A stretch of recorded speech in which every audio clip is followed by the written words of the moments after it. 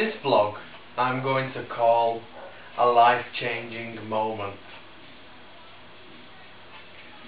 I think we've all been in a position where something's happened that has completely changed our lives. Now mine was way back in 1994, I think. I do think that was the year, 1994. It was some good times. I was young, I had a nice car, my friends were all cool, we were all into the same things, and so anyway, what happened was I was single at the time, and one of my buddies had met a young girl who was a little bit free, a good time girl, and he wanted to meet her again. So in the car we went to meet them, and we had a drive round, and had a good chat, and we dropped them off. Anyway, it was coming towards the end of the night. It was probably about 11 o'clock, and we went to me and this pal. We went to me and two other guys. We went to a kebab shop, and we bought, all of us, each of us had chicken tikka on naan bread, which is about that big. It's huge. We sat in the car listening to the music, and we just ate these kebabs, and they were lovely. Now,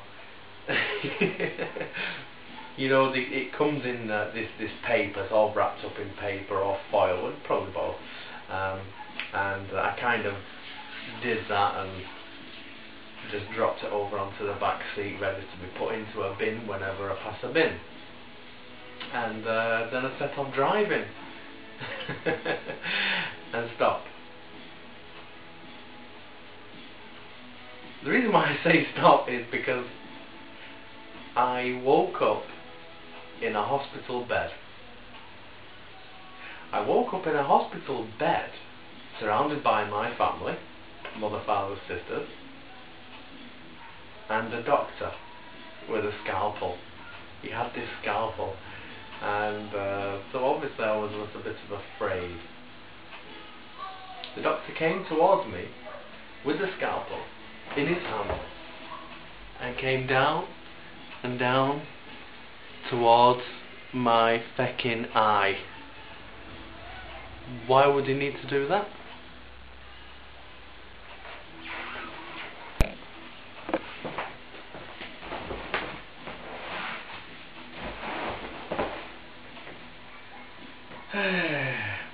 When the doctor came towards my eye with a scalpel, I felt him cut into my forehead and not into my eye.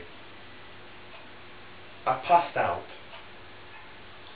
and a few days later I woke up again to the doctor asking me to wake up. So I woke up, and he asked me how was I doing. I said, I'm okay, that's fine, I'm fine, I don't know.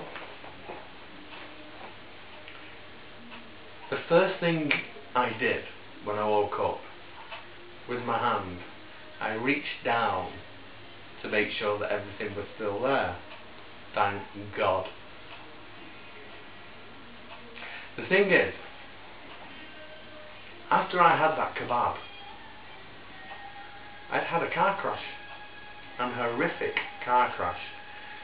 I believe what had happened was it had rained, and it was autumn, so that the leaves had fell onto the road, and the car on a bend had fishtailed out, fishtailed back, fishtailed out, and on that second time the car slid sideways for a number of meters, and then impacted the tree on the driver's door.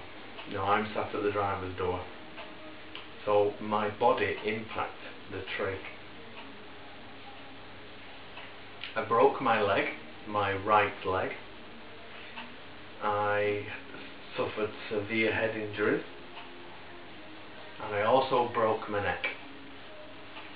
I broke the second vertebra down on the neck, and after I'd felt down to see if everything was still there, I also felt there was something here. It was a plastic vest, front vest, back vest, Velcro here. 4. There was two either side of the front, two either side of the back, metal rods which came up to here. Here was a halo ring which was screwed into my forehead and at the back of my ears. Because I broke my neck, they had to put me in a rigid position to stop me from being able to move.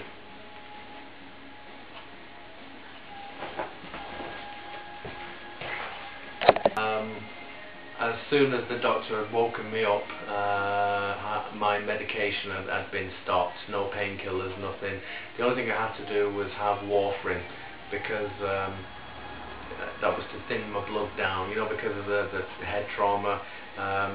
The femur on my leg here had snapped here and come up and out, so when they rejoined it,